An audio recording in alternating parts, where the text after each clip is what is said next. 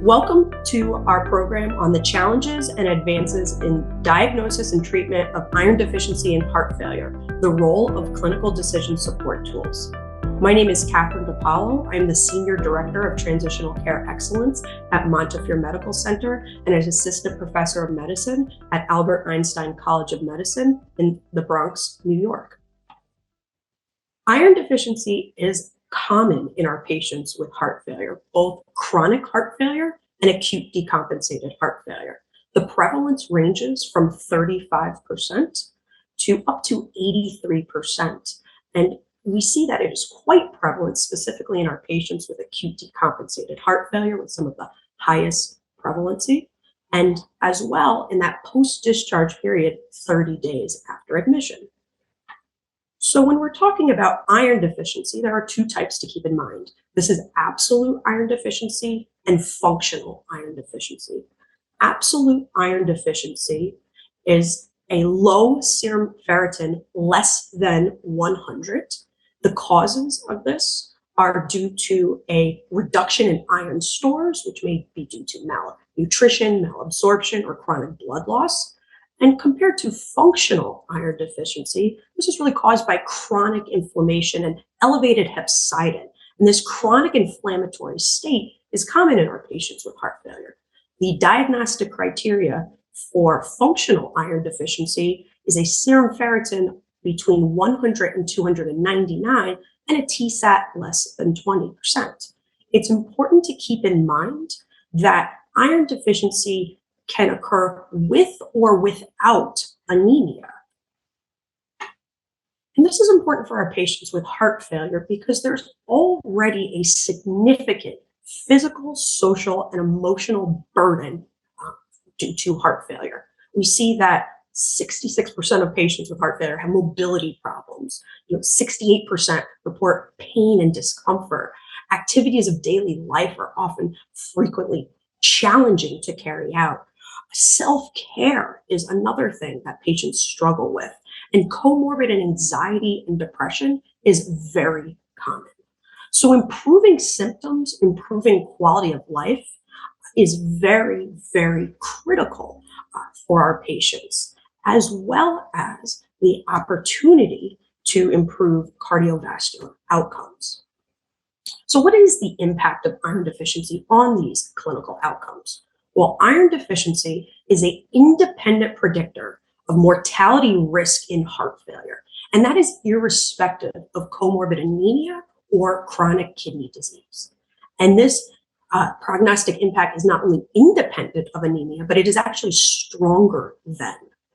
So it really is important to screen for iron deficiency and, of course, replete iron stores to resolve these negative effects, which include the functional status, quality of life, and mortality risk. But from evidence to practice, there are barriers and gaps in the identification and treatment of iron deficiency in our patients with heart failure. And despite the high prevalence and that implication on outcomes, it's often overlooked. So why do we have this type of problem? Well, one could be due to the similarity of symptoms, such as shortness of breath, decreased exercise capacity, also the special diagnostic criteria due to that chronic inflammatory state that we see for functional iron deficiency. There's suboptimal awareness among healthcare professionals. When it comes to the treatment of iron deficiency, there's challenges with access to IV iron products and reimbursement, and of course, system fragmentation. While there's opportunity to screen both in the hospital and outside of the hospital, sometimes that continuity of care is challenging, and patients who may start IV iron repletion in the hospital may not leave with all of their doses, leaving it to the outpatient side to get them completed. So that transitional care plan is really, really important. When it comes to selecting an IV iron product, is there one that's perhaps better than the other? Is there one that there's more data? And the answer is yes. Our novel IV iron products, ferric carboxymaltose and ferric derosomaltose, are our preferred products due to the number of clinical trials that have been specific to our patients with heart failure. And this includes Affirm AHF and Ironman. These are more recent studies, but again, large-scale randomized clinical trials that are done specifically in our patients with heart failure. And our insights from kind of pooling these in the meta-analyses, we see that one, the use of these products is safe, and two, compared to placebo, we see that there's a reduced risk in recurrent heart failure hospitalization. The composite endpoint, when we include CV death, while not necessarily statistically significant, there is a signal. However, the reduction that we see in this endpoint is mainly driven by that heart failure hospitalization. So to summarize, the clinical trial data is telling us that safe and effective in reducing heart failure hospitalizations. A little more about these products, because they are not only unique in their indication. Ferric carboxymaltose is currently the only IV iron product that has FDA labeling and an indication specific to heart failure, but they can be given at a high dose, which allows for a total dose infusion, and you may be able to replete iron stores with just one dose. So we see that the common adverse events with these products are nausea, hypertension, maybe flushing.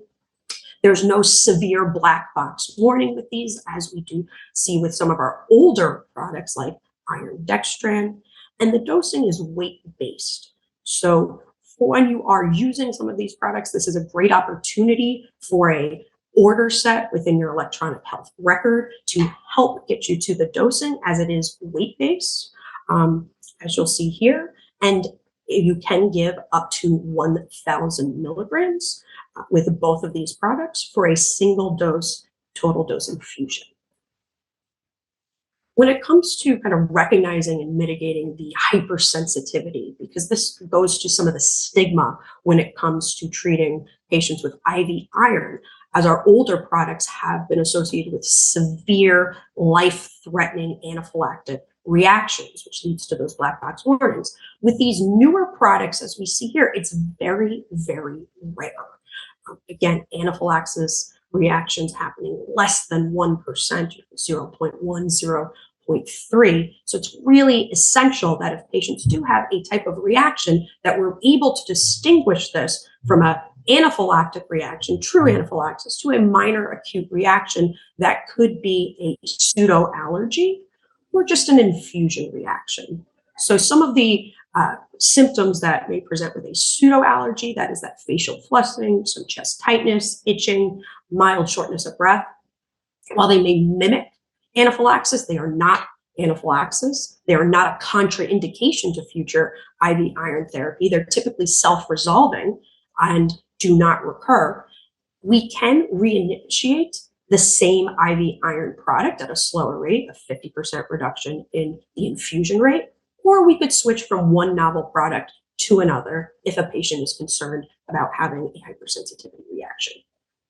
So our approach to IV iron repletion, our median dose that we see, again, it's that 1,000 milligram dose.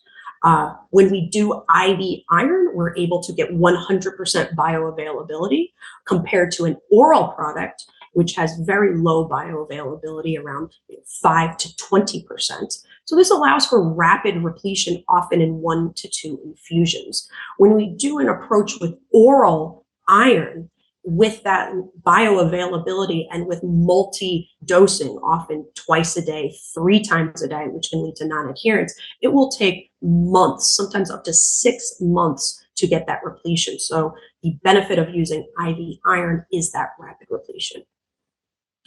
What does the evidence say when it comes to IV iron? Well, we first look at the 2021 ESC guidelines. They specifically called out FCM, ferric carboxymaltose, and the recommendation there is to consider IV iron in patients with an EF less than 45 and either absolute or functional IV iron deficiency to alleviate both symptoms and improve exercise capacity and quality of life. In the 2023 focused update of these guidelines, they integrated new clinical trial data, including the Ironman study, And the recommendation now expands to ferric carboxymaltose or ferric derosomaltose, again, considering these in our patients with HFrEF or HFmrEF, mid-range ejection fraction and iron deficiency. And again, not only for symptoms, quality of life, but to reduce the risk of heart failure hospitalization. How does this compare to the guidelines in the United States? Well, the recommendation is one, to screen for iron deficiency. So with patients who have heart failure, it is recommended to get iron studies. And to treat this, there's no specific drug that's called out. However, it is reasonable to do IV iron repletion to improve that functional status and quality of life. The last piece of evidence that we have comes more recently from the 2023 Journal of the American College of Cardiology. There was a focus seminar on worsening heart failure with reduced ejection fraction. And we see that in addition to the 4 pillars of guideline-directed medical therapy and, the possible 5th pillar with verapamil, IV iron is really recommended for absolute or functional iron deficiency. And I want to call out to the text that they use for this, which is, moreover, as a matter of practicality, patients who are hospitalized with worsening HFrEF or who are receiving outpatient IV diuretic agents already have that IV access, which can further facilitate the implementation of IV iron in clinical practice. So the hospital represents a great opportunity to screen and treat IV iron deficiency with an IV iron product.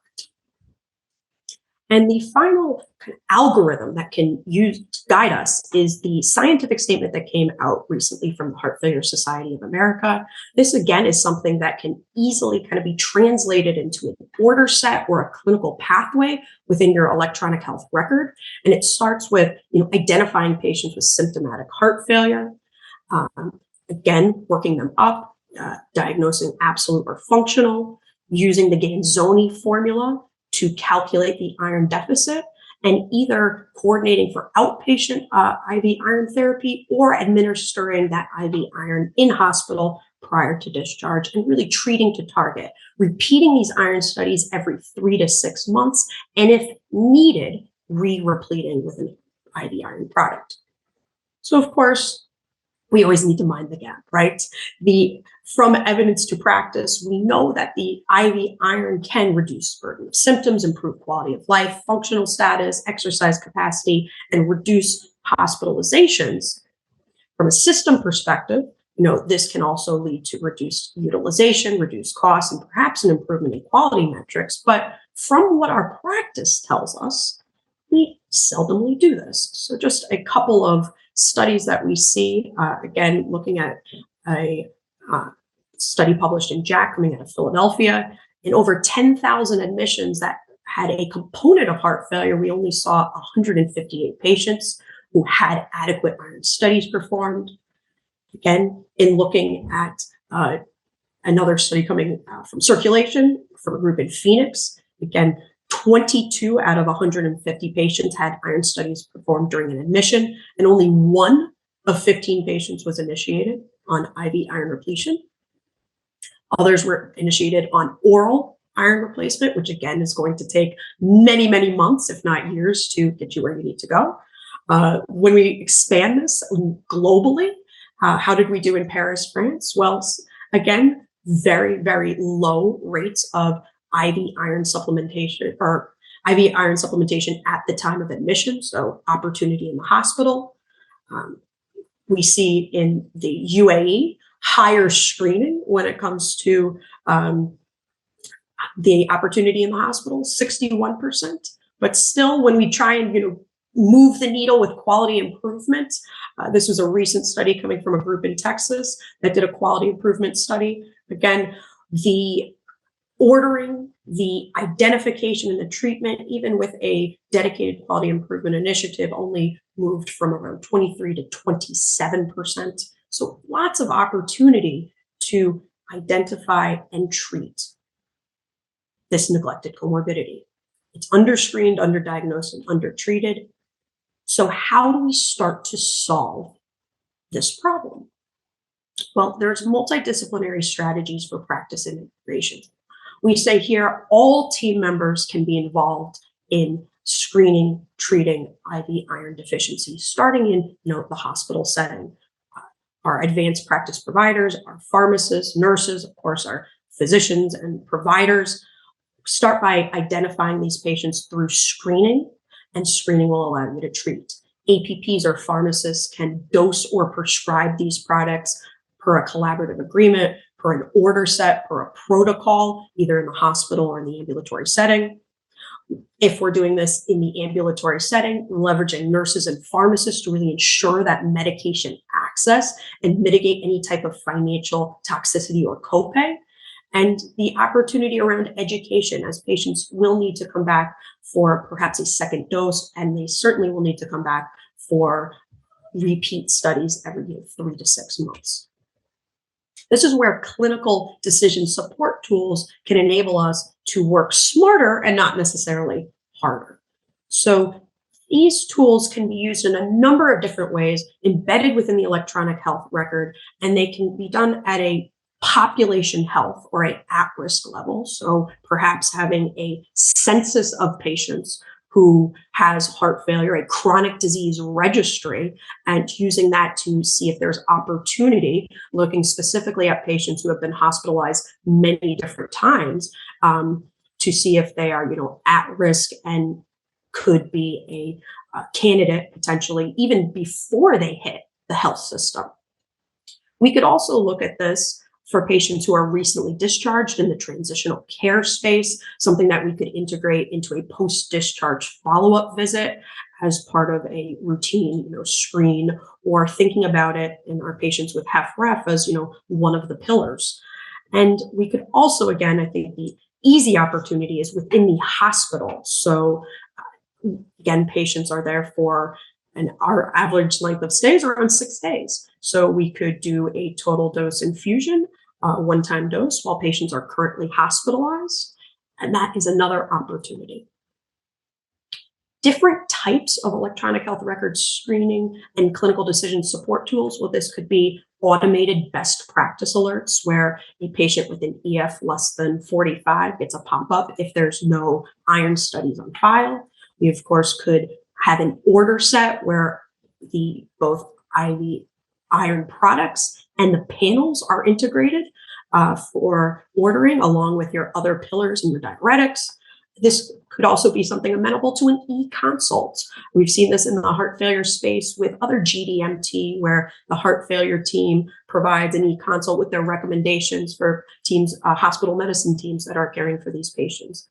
And then prior to a clinic visit, we could have a medication onboarding note that provides information that which drug is covered, which drug is preferred, so that the access to these therapies becomes a little bit easier.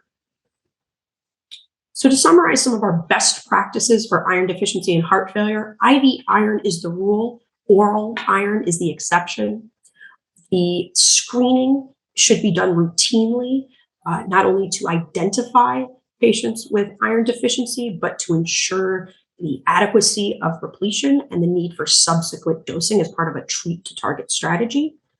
IV iron has strong potential to improve quality of life, symptoms, functional capacity, and prevent hospitalizations. Specifically, for our patients with HFrEF, we'll see more evidence about HFpEF coming soon. And multidisciplinary team-based care can really facilitate both the diagnosis, treatment, and follow-up to these therapies to really improve outcomes among our patients with heart failure. So thank you for tuning in. I'm Catherine DiPalo, signing off.